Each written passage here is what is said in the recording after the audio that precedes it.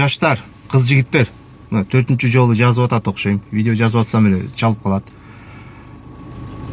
По-братски, орустар айткандай. По-братски кеңешим. Азбы көппү биз жашоодон кичине сабак алып калдык окшойт. Көргөндөн көрө элегин көп дегендей, балким көрө элегибиз алдыдадыр. Менден күчүү кыз жигиттерге дейинчи, бойдоктор, үйлөнүп, арасат болуп ажырашсамбы деп жүргөндөр, силерге кеңешим. Себеби ошондой маалда кеңеш керек болот.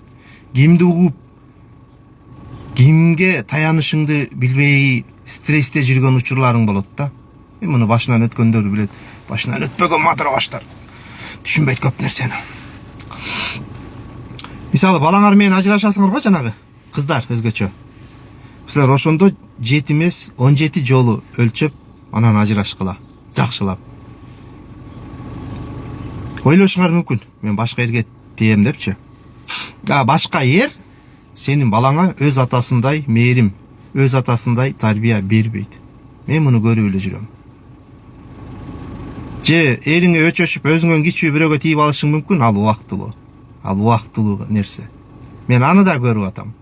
Сүлкүлдөп, момтуп, кыйкаңдап, ал жигитти кызыктыргансың, ага халява жанагы нерсе керек эле. Ал ошо сендеги товарды пайдаланып турду. Анан анын ата-энеси, урук тууганы мээсин жеди, мээң барбы? Ал сенин башыңды айландырып алыптыр. Анын мынча баласы бар экен, жинди болдуңбу? Давай, мына жаш кызга үйлөн.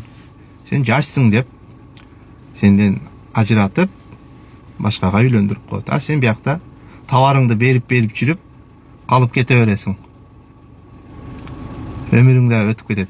Анан кийин эрге дейин десең, бул мынча эрден чыгыптыр деп, эрдин саны да көбөйөт. Эми билбеген бирөөнүн башын айландырып, кулакка тээп, лагмандан чоюп тийип алышың мүмкүн. Мисалы, өзгөчө Россияда жакшы экен.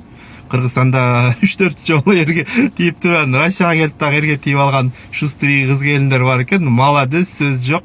Вообще кыйын экенсиңер, астафиралла. Эркектер деле ошондой экен. Молодец. Мен бирөөнү шылдыңдайын же мазактайын деген жокмун. Мен могу кыз келиндерге мындай насаат айткым келип атат да. Өгөй баланы, мисалы, ата өгөй баланы оңойлук менен багып тарбия бере бербейт. Эгер ал баласыз болуп жүрүп, балага зар болгон эркек, токтонуп калган эркек болсо, сенин балаңды, өгөй баланы өз баласындай багып тарбиялашы мүмкүн. Же жашы өтүп калган, 60ка таяп калган кишилерге турмушка чыксаңар, балким алар багып тарбиялашы мүмкүн.